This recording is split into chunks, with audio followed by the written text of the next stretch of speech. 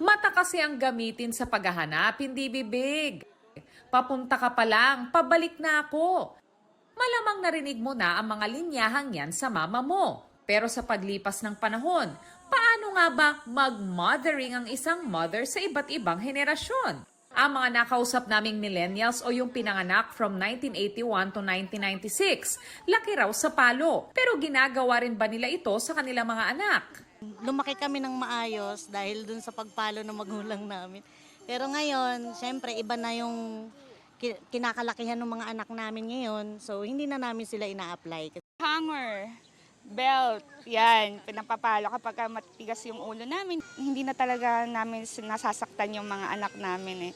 Ang mga nakausap naming Gen Z mommies na pinanganak mula 1997 hanggang 2012, laki rin daw sa palo. Pero hanggat kaya, iniiwasan ito para disiplinahin ang mga anak. Ay, hindi mo siya pinapalo. Minsan po. Pinapalo ko, makulit po kasi siya. So namamalo ka rin talaga? Opo, mahina na naman po. Yung sa ngayon naman sa akin, medyo mahaba yung pasensya ko kasi naaawa ako kapag pinapalo ko ng agad-agad. Kailangan medyo punong-punong muna ako bago ako mamalo.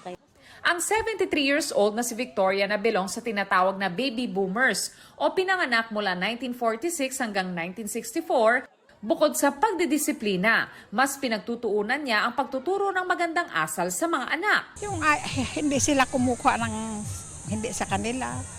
Tapos yung hindi masyadong chismis ba ng ibang tao.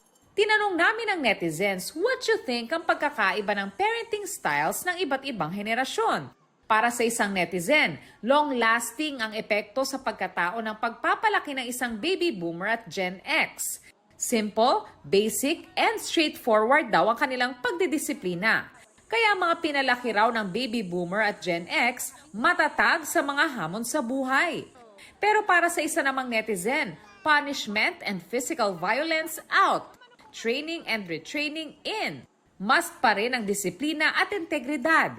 Ayon sa child clinical psychologist na si Dr. Ana Tuazon, posible raw talagang maging iba-iba ang paraan ng pagpapalaki ng mga magulang kada henerasyon. Siyempre, iba na yung kaalaman natin ngayon, di ba? Mas marami na tayong alam about paano nagde-develop, nag-grow ang mga bata. Kasi nung unang panahon, siguro, ang concern lang natin is, tama ba yung asal ng ating mga anak? Pagdating sa pagdidisiplina, hindi nila inirerekomenda ang pamamalo.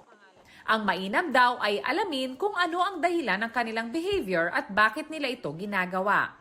Ano ba yung need ng bata? And that is why, itong mga behaviors na disruptive, malikot, pasaway, kuno,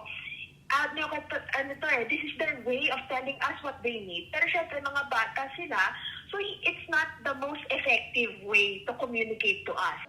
Von Aquino, Nakatutok, 24 Oras.